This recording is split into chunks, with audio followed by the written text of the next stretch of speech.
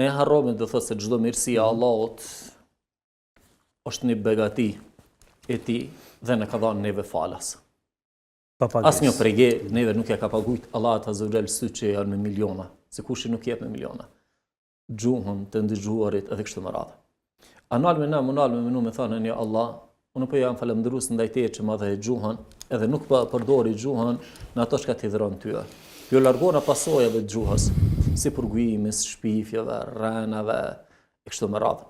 Ane po munona me këtë gjuhën ta me qenë falëndërues ndaj teja, po të tham elhamdulillah, Allahu akbar, subhanallah, po të madhëroj tyja, po e lexoj Kur'anin, ja Allah. Sa herë që ha me bukë me durët e tona, apo jemi falëndërues ndaj Allahut. Sa ka prej rasteve që i kanë durët e paralizuara. Nuk kanë mundësi me ngranë në bukë, nuk kanë mundësi me shku për nevojat e tyre personale as në banjo. Sa janë prej tyre nuk kanë mundësi me marrën me hece, nuk shikojnë. Mënojnë më thonë, ja Allah, ti më dha që të mirësit, unë po heci.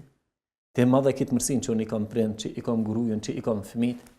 E kam ja Allah këtë mërësi që po kam që kam ngranë unë, se më duke pas problemin e iftarit, as syfyrit.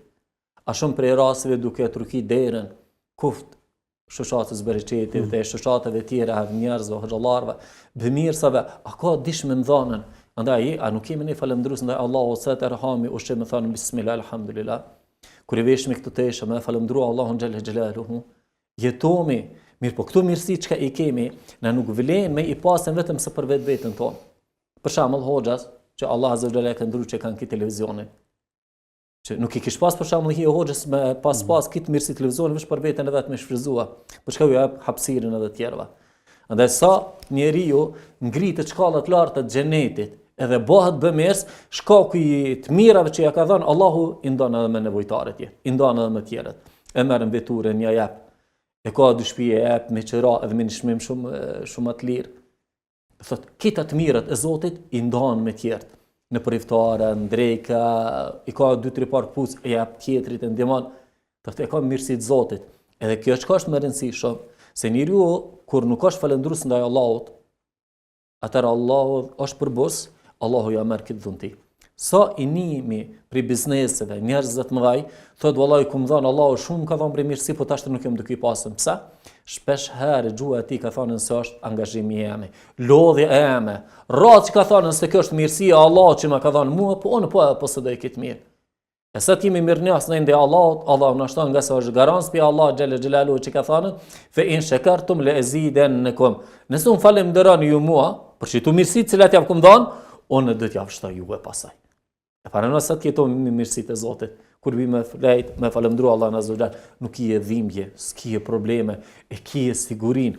A nuk është që kjo sigurie të cilin i jemi ne tani për momentin që është një mirësi e madhe a Allahut.